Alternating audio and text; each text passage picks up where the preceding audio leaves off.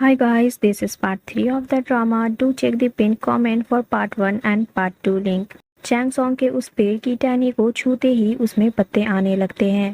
इससे मैन वोल समझ जाती है कि चैंग सॉन्ग स्पेशल है और शायद यही उसे इस श्राप से मुक्ति दिलवाएगा। पर मैन वोल इस बात पर बिलीव कर फिर से निराश नहीं होना चाहती थी, इसलिए पेड़ में पत्ते आते देख वो चैंग सॉन्ग पर गुस्सा होती है और चैंग सॉन्ग मैन वोल की बातें सुन समझ जाता है कि वो अपने सपनों में मैन वोल का पास्ट देख रहा है। फिर चैंग सॉन्ग अपनी ड्यूटी पर लग जाता है और इसी दौरान वो मिस्टर किम से यहाँ के सर्विस के बारे में पूछता है कि इंसानी दुनिया में मिलने वाली सारी चीजें यहाँ कैसे अवेलेबल है, जबकि ये लोग किसी स्टोर से जाकर ये सारी चीजें भी नहीं खरीदते। मिस्टर किम बताते हैं कि होटल में रुके गेस्ट को जितनी अच्छी सर्विस वो लोग देते हैं उतनी ही अच्छी एनर्जी ये गेस्ट छोड़कर आफ्टर लाइफ में जाते हैं, जिससे उनके गार्डन के फूल अच्छी तरह खिलते हैं और इन्हीं फूलों के बदले मागो उन्हें इनके सारे जरूरत का सामान लाकर देती है।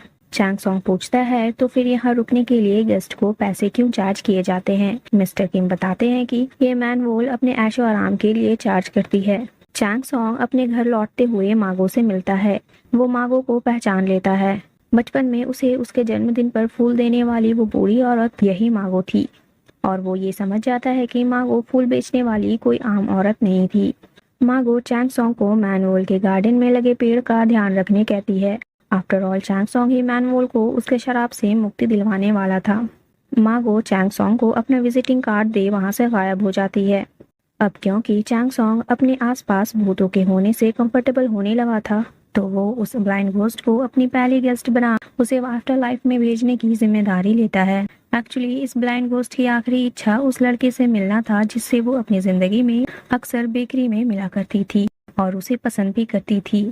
इसलिए चैंग सॉन्ग उसे उसी बेकरी में लाता है, पर वहाँ वो लड़का अब काम नहीं करता। चैंग सॉन्ग उस लड़के का नया वर्क प्लेस ढूंढ उस ब्लाइंड घोस्ट को उससे मिलवाने वहाँ ले जाता है और उस घोस्ट को कुछ वक्त वहीं गुजारने दे उसे छोड़ खुद वहाँ से लौट जाता है। बेकरी के बाहर मैन वोल अपनी एक और नई कार के साथ चैंग सॉन्ग का इंतजार कर रही होती है। चैंग सॉन्ग के आते ही वो उसे जबरदस्ती अपने साथ चैंग सॉन्ग के फ्रेंड सैंचेज के रेस्टोरेंट लाती है, जहां चैंग सॉन्ग मैन वोल को अपनी एक कलीग की तरह सैंचेज से इंट्रोड्यूस करवाता है और सैंचेज भी मैन वोल को होटल डेलूना की एक वर्कर ही मान जो वहां के बाकी वर्कर्स की तरह वहां की पागल बॉस से परेशान है। सैंचेज उनके बॉस की तारीफ में वो सारी बातें कह देता है जो हर रोज चैंग सॉन्ग मैन वोल से परेशान हो घर आ सैंचेज से शेयर किया करता था।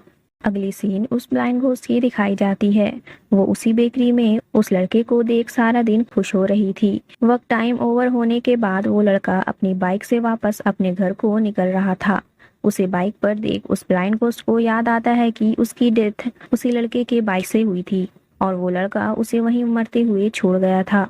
ये बात याद आते ही वो ब्लाइंड घोस्ट गुस्से में आ जाती है और उस लड़के को मारने की कोशिश करती है, पर चैंग सॉन्ग उस लड़के को मरने से बचा लेता है, क्योंकि अगर उस ब्लाइंड घोस्ट की वजह से वो लड़का मर जाता तो वो ब्लाइंड घोस्ट कभी भी आफ्टर लाइफ में नहीं जा पाती, जो कि चैंग सॉन्ग नहीं चाहता था। और ये सारी बात चैंग सॉन्ग को मैन वोल ने रेस्टोरेंट में बताई थी, जिससे वो टाइम पर उस लड़के को बचा पाता है और उस ब्लाइंड घोस्ट से प्रॉमिस करता है कि वो उस लड़के को सजा जरूर दिलवाएगा।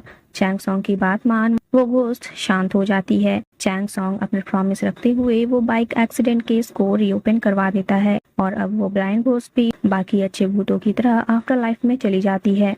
और यहाँ होटल के स्टाफ भी उस पेड़ में पत्तियां आते देख परेशान हो जाते हैं, क्योंकि मैन वोल के जाने से पहले उन्हें वहां से जाना होगा, जिसके लिए वो लोग अभी तैयार नहीं थे और इसलिए ये लोग मैन वोल के साथ मिलकर चैंग सॉन्ग को काम से निकालने का प्लानिंग करते हैं। और अगले मैनेजर के लिए इनके पास एक कैंडिडेट ऑलरेडी थी, तो उन्हें नए मैनेजर की चिंता करने की भी जरूरत नहीं थी, जो कि कोई और नहीं बल्कि यूना होती है, क्योंकि मैन वोल ने सुजन की आत्मा को यूना की बॉडी लेने में हेल्प की थी, तो अब वो उसे अपने लिए यूज करना चाहती है।